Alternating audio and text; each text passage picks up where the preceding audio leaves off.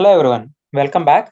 In this tutorial, we are going to understand identifiers and keywords in JavaScript. So here is agenda. First, we'll see what are the different keywords that are available in JavaScript, and then identifiers and comments, and finally how to show alert box and how to read a data from the user using prompt box. So let's get started. Keywords. Keywords are nothing but the reserved words in JavaScript. So these are all the different keywords that are available in JavaScript, and each keyword has its own purpose. For example, you take this where, right? So what is where? Where is used to declare a variables, and we have seen type of also. So one type of operator to determine the data type, isn't it? So similarly, each keyboard has its own purpose. See, if we're going to learn all of this in the coming lectures. Identifiers. Identifiers are nothing but the names that we give to the entities. For example, a variable names and the function names and the class names. So we call those names as identifiers. So in JavaScript, identifiers are case sensitive and it can contain a dollar, underscore, and digits from 0 to 9 and characters from A to Z. Let's see an example, right? Where sum. So we call this sum as an identifier. As I said before, any identifier can contain a dollar, underscore, and 0 and digits also, right? But there are some rules we have to follow. For example, you take this, right?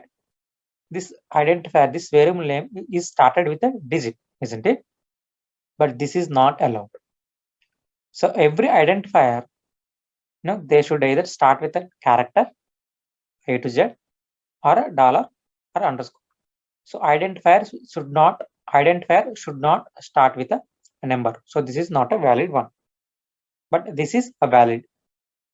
Your variable name, your identifier, we can call this as a valid identifier. Salary. See, these two are also valid because, as I said before, identifiers are case sensitive. It means that the both are different, and JavaScript will treat these two differently. So let's see this is not a valid one. So the remaining and all are valid. As a developer, you should know what are the rules to apply when you create a new variables or any other identifiers like function names.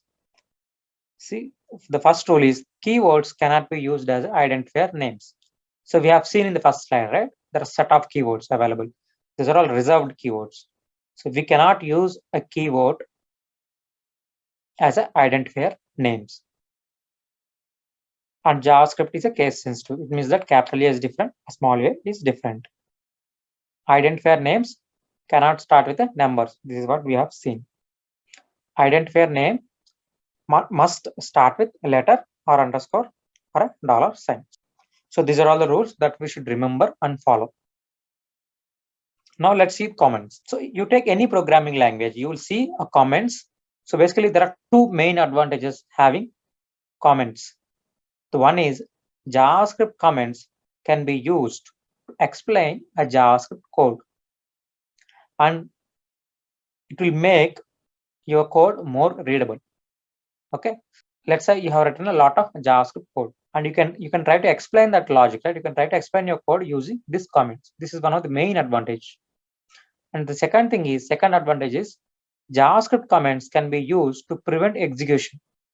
So let's say you have written 10 lines of code and you're debugging that because there is some issue in that code and you don't want to execute some lines of code. Let's say line number 5, whatever the code that is there in the line number 5, you don't want to execute. So what you can do, you can just simply comment that. So instead of removing the line number 5, you can simply comment that. What will happen is it will prevent the execution. These two are the main advantages of comments. And there are two types of comments supported in JavaScript: single line comments and multi-line comments. If you look at the single line, single line comments start with a double slash. Here is an example. See, if you see the code where course name equal to JavaScript comments. So this is my line. See, this is the comment. So used to store course name. So it's trying to explain what is your code. Now you see the second one, right?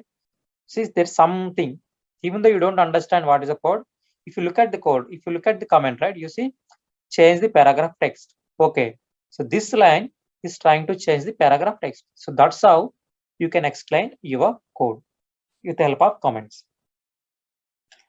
And it's not mandatory, to always start a comment in a new line. So you can also give like this. Let's say where 10, b is 20, where c is equal to a plus b.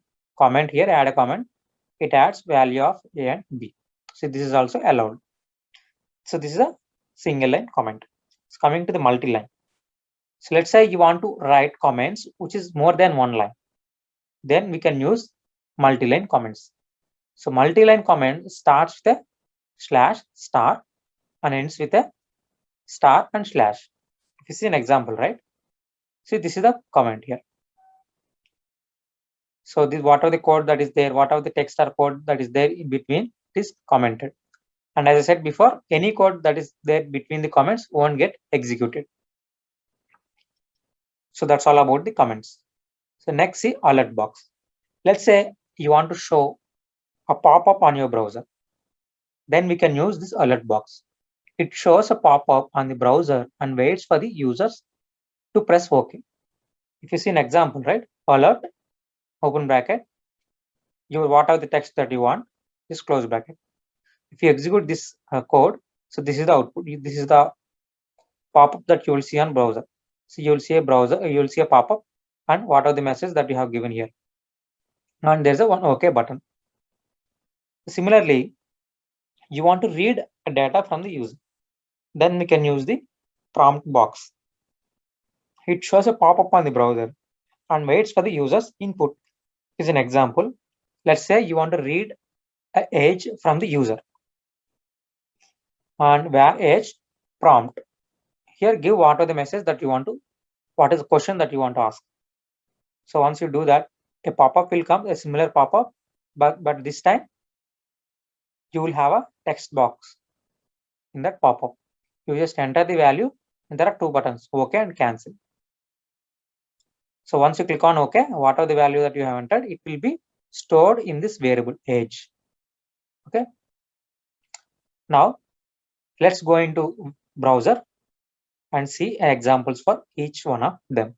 I'm at the browser, just right click, go to inspect, go to the console. First see identifiers where salary equal to 10. Salary is fine. Again, try to define a different way. 9 salary. See, you see an error, right? Means that it is not a valid identifier. Now where A equal to 10, where capital A, let's say capital A equal to 20. Okay.